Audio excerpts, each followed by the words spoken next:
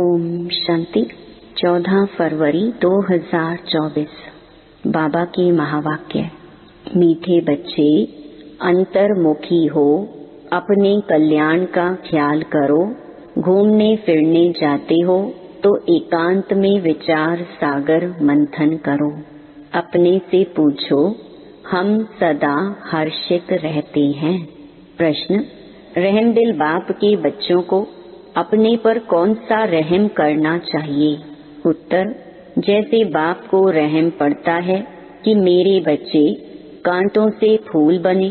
बाप बच्चों को गुलगुल बनाने की कितनी मेहनत करते हैं, तो बच्चों को भी अपने ऊपर तरस आना चाहिए कि हम बाबा को बुलाते हैं, हे पतित पावन आओ फूल बनाओ। अब वह आई हैं तो क्या हम फूल नहीं बनेंगे? रहम पड़े तो देही अभिमानी रहें। बाप जो सुनाते हैं उसको धारण करें। ओम शांति। यह तो बच्चे समझते हैं, यह बाप भी है, टीचर भी है, सतगुरु भी है। तो बाप बच्चों से पूछते हैं कि तुम यहाँ जब आते हो तो इन लक्ष्मी नारायण के और सीढ़ी के चित्र को देखते हो। जब दोनों को देखा जाता है तो एम ऑब्जेक्ट और सारा चक्कर बुद्धि में आ जाता है कि हम देवता बनकर फिर ऐसे सीढ़ी उतरते आए हैं। यह ज्ञान तुम बच्चों को ही मिलता है। तुम हो स्टूडेंट, एम ऑब्जेक्ट सामने खड़ा है। कोई भी आए तो उनको समझाओ, यह एम ऑब्जेक्ट है। इस पढ़ाई से यह देवी देवता जाकर बनते हैं। फिर 84 जन्म की सीढ़ी उतरते हैं, फिर रिपीट करना है। बहुत इजी नॉलेज है, फिर भी पढ़ते पढ़ते नापास क्यों हो पड़ते हैं? उस जिस्मानी पढ़ाई से भी यह ईश्वरीय पढ़ाई बिल्कुल सहज है। एम ऑब्जेक्ट और 84 जन्मों का चक्र बिल्कुल सामने खड़ा है। यह दोनों चित्र विजिटिंग रूम में भी होने चाहिए। सर्विस करने के लिए सर्विस का हथियार भी चाहिए। सारा ज्ञान इसमें ही है। यह पुरुषार्थ भी हम अभी करते हैं। सतो प्रधान बनने के लिए बहुत मेहनत करनी है। इसमें अंतर्मुखी हो, विचार सागर मंथन करना है। घूमने फिरने जाते हो तो भी बुद्धि में यही होना चाहिए। यह तो बाबा जानते हैं कि नंबर वार हैं। कोई अच्छी तरह समझते हैं तो जरूर पुरुषार्थ करते होंगे अपने कल्याण के लिए। हर एक स्टूडेंट समझते हैं यह अच्छा पढ़ते हैं। खुद नहीं पढ़ते हैं तो अपने को ही घाटा डालते हैं। अपने को तो कुछ लायक बनाना चाहिए। तुम भी स्टूडेंट हो, सो भी बेहद बाप की। यह ब्रह्मा भी पढ़ते हैं। यह लक्ष्मी नारायण है मर्तबा, और सीढ़ी है 84 जन्मों के चक्कर की। यह पहले नंबर का जन्म, यह लास्ट नंबर का जन्म। तुम देवता बनते हो। अंदर आने से ही सामने एम ऑब्जेक्ट और सीढ़ी पर समझाओ। रोज आकर इनके सामने बैठो तो स्मृति आए। तुम्हारी बुद्धि में है कि बेहद का बाप हमको समझा रहे हैं। सारे चक्र का ज्ञान तुम्हारी बुद्धि में भरपूर है, तो कितना हर्षित रहना चाहिए। अपने से पूछना चाहिए कि हमारी वह अवस्था क्यों नहीं रहती? क्या कारण है जो हर्षित रहने में रोला पड़ता है? जो चित्र बनाते हैं उन्हों की बुद्धि में भी होगा कि यह हमारा भविष्य पद है, यह हमारी एम ऑब्जेक्ट है और यह चक्र 84 का है। गायन भी है सहज राजयोग। सो तो बाबा रोज समझाते रहते हैं कि तुम बेहद बाप के बच्चे हो तो स्वर्ग का वर्षा जरूर लेना चाहिए। और सारे चक्र का भी राज समझाया है, तो जरूर वह याद करना पड़े। और फिर बातचीत करने के मैनर्स भी अच्छे चाहिए। चलन बहुत अच्छी चाहिए। चलते फिरते काम काज करते बुद्धि में सिर्फ यही याद रहे कि हम बाप के पास पढ़ने के लिए आए हैं। यह ज्ञान ही तुमको साथ ले जाना है।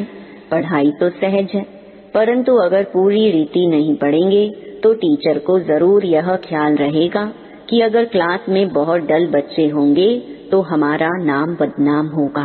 इजाफा नहीं मिलेगा, गवर्नमेंट कुछ नहीं देगी।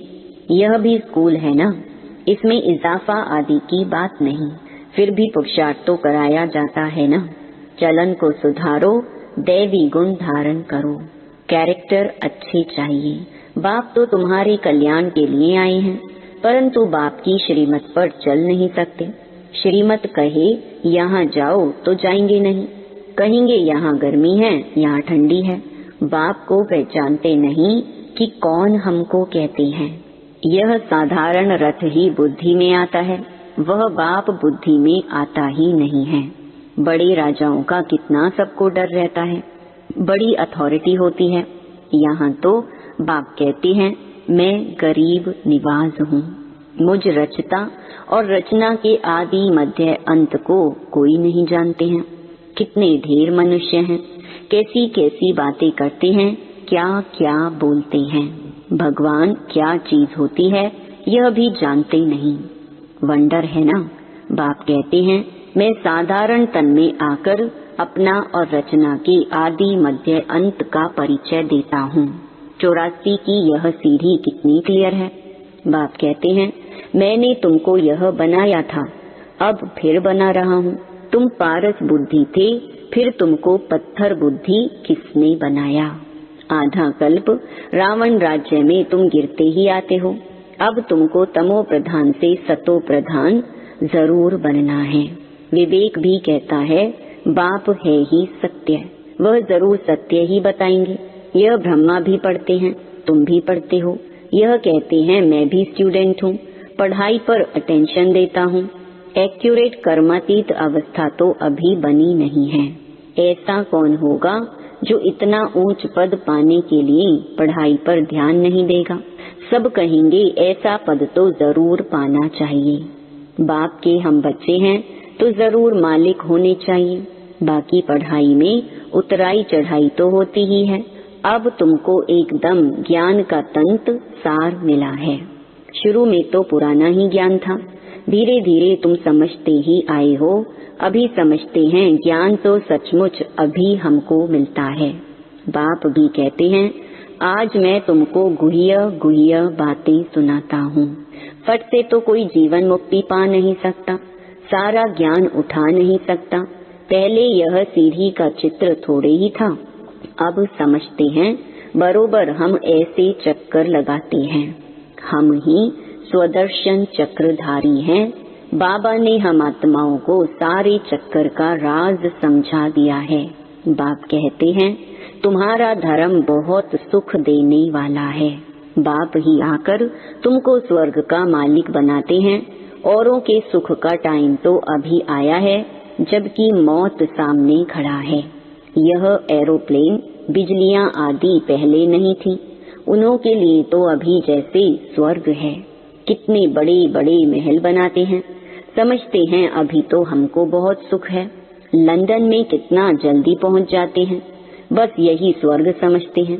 अब उन्हों को जब कोई समझाए कि स्वर्ग तो सतयुग को कहा जाता है, कलयुग को थोड़े ही स्वर्ग कहेंगे।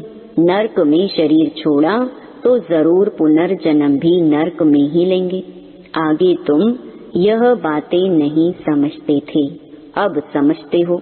रावण राज्य आता है तो हम गिरने लग जाते हैं, सब विकार आ जाते हैं। अभी तुमको सारा ज्ञान मिला है तो चलन आदि भी बहुत रॉयल होनी चाहिए।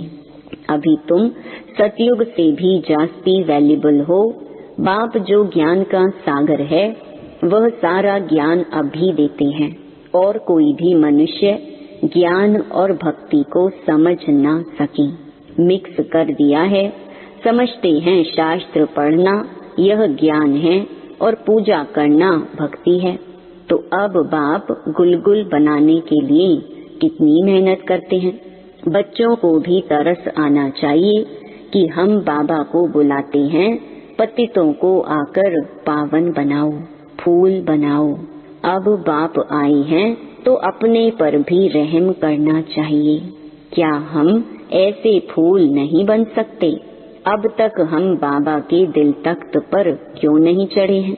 अटेंशन नहीं देते। बाप कितना रहम दिल है।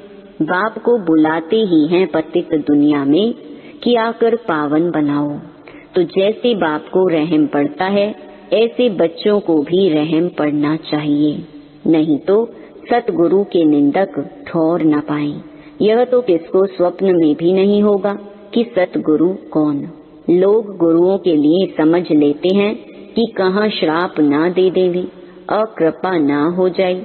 बच्चा पैदा हुआ समझेंगे गुरु की कृपा हुई। यह है अल्पकाल के सुख की बात। बाप कहते हैं बच्चे अपने पर रहम करो, देही अभिमानी बनो तो धारणा भी होगी। सब कुछ आत्मा ही करती है, मैं भी आत्मा को पढ़ाता हूँ।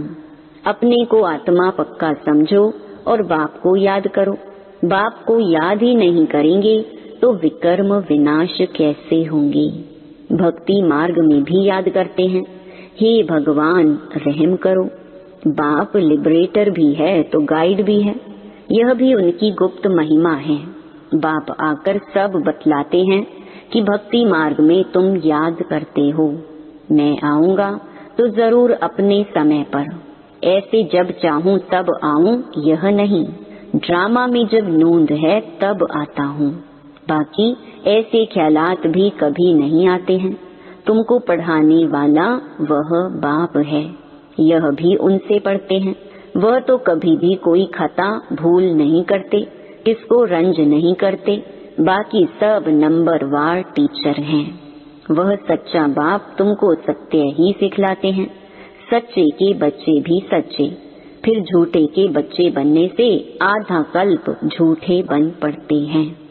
सच्चे बाप को ही भूल जाते हैं। पहले पहले तो समझाओ कि यह सतयुगी नई दुनिया है या पुरानी दुनिया है, तो मनुष्य समझें। यह प्रश्न बहुत अच्छा पूछते हैं। इस समय सभी में 5 विकार प्रवेश हैं, वहाँ 5 विकार होते नहीं। यह है तो बहुत सहज बात समझने की, परंतु जो खुद ही नहीं समझते तो वह प्रदर्शनी में क्या समझाएंगे। सर्विस के बदले डिस सर्विस करके आएंगे। बाहर में जाकर सर्विस करना मासी का घर नहीं है, बड़ी समझ चाहिए। बाबा हरेक की चलन से समझ जाते हैं। बाप तो बाप है, फिर तो बाप भी कहेंगे यही ड्रामा में था। कोई भी आता है तो ब्रह्मा कुमारी का समझाना ठीक है। नाम भी ब्रह्मा कुमारी ईश्वरीय विश्वविद्यालय है, नाम वाला भी ब्रह्मा कुमारियों का होना है। इस समय सब 5 विकारों में हिरे हुए हैं, उन्हों को जाकर समझाना कितना मुश्किल होता है। कुछ भी समझते नहीं हैं, सिर्फ इतना कहेंगे ज्ञान तो अच्छा है, खुद समझते नहीं हैं। विघ्न के पीछे विघ्न पड़ता रहता है, फिर युक्तियां भी रचनी पड़ती हैं। पुलिस का पहरा रखो, चित्र इंश्योर करा दो, यह यज्ञ है, इसमें विघ्न जरूर पड़ेंगे। सारी पुरानी दुनिया इनमें स्वाहा होनी है, नहीं तो यज्ञ नाम क्यों पड़े। यज्ञ में स्वाहा होना है, इसका रुद्र ज्ञान यज्ञ नाम पड़ा है। ज्ञान को पढ़ाई भी कहा जाता है। यह पाठशाला भी है तो यज्ञ भी है। तुम पाठशाला में पढ़कर देवता बनते हो, फिर यह सब कुछ इस यज्ञ में स्वाहा हो जाता है। समझा वही सकेंगे जो रोज प्रैक्टिस करते रहेंगे। अगर प्रैक्टिस नहीं होगी तो वह क्या बात कर सकेंगे। दुनिया के मनुष्यों के लिए स्वर्ग अभी है अल्प काल के लिए, तुम्हारे लिए स्वर्ग आधा कल्प के लिए होगा। यह भी ड्रामा बना हुआ है, विचार किया जाता है तो बड़ा वंडर लगता है। अब रावण राज्य खत्म हो, राम राज्य स्थापन होता है। इसमें लड़ाई आदि की कोई भी बात नहीं। यह सीढ़ी देख लोग बड़ा वंडर खाते हैं। तो बाप ने क्या क्या समझाया है, यह ब्रह्मा भी बाप से ही सीखा है, जो समझाते रहते हैं। बच्चियां भी समझाती हैं, जो बहुतों का कल्याण करते हैं उन्हों को जरूर जास्ती फल मिलेगा। पढ़े हुए के आगे अनपढ़े जरूर भरी ढोएंगे। बाप रोज रोज समझाते हैं, अपना कल्याण करो। इन चित्रों को सामने रखने से ही नशा चढ़ जाता है, इसलिए बाबा ने कमरे में यह चित्र रख दिए हैं। एम ऑब्जेक्ट कितनी सहज है, इसमें कैरेक्टर्स बहुत अच्छे चाहिए। दिल साफ तो मुराद हासिल हो सकती है। अच्छा, मीठे मीठे सिकिलधे बच्चों प्रति माता पिता बाप दादा का याद प्यार और गुड मॉर्निंग। रूहानी बाप की रूहानी बच्चों को नमस्ते। धारणा के लिए मुख्य सार। पहला, सदा स्मृति में रखना है कि हम बेहद बाप के स्टूडेंट हैं। भगवान हमें पढ़ाते हैं, इसलिए अच्छी तरह पढ़कर बाप का नाम बाला करना है। अपनी चलन बड़ी रॉयल रखनी है। दूसरा, बाप समान रहमदिल बन कांटे से फूल बनना और दूसरों को फूल बनाना है। अंतर्मुखी बन अपने व दूसरे के कल्याण का चिंतन करना है। वरदान, हलचल में दिल शिकस्त होने के बजाय बड़ी दिल रखने वाले हिम्मतवान भव। कभी भी कोई शारीरिक बीमारी हो, मन का तूफान हो, धन में या प्रवृत्ति में हलचल हो, सेवा में हलचल हो, उस हलचल में दिल शिकस्त नहीं बनो, बड़ी दिल वाले बनो।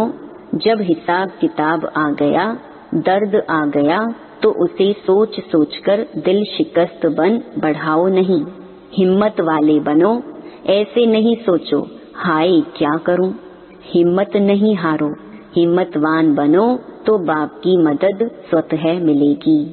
स्लोगन, किसी की कमजोरी को देखने की आंखें बंद कर मन को अंतर्मुखी बनाओ। ओम शांति।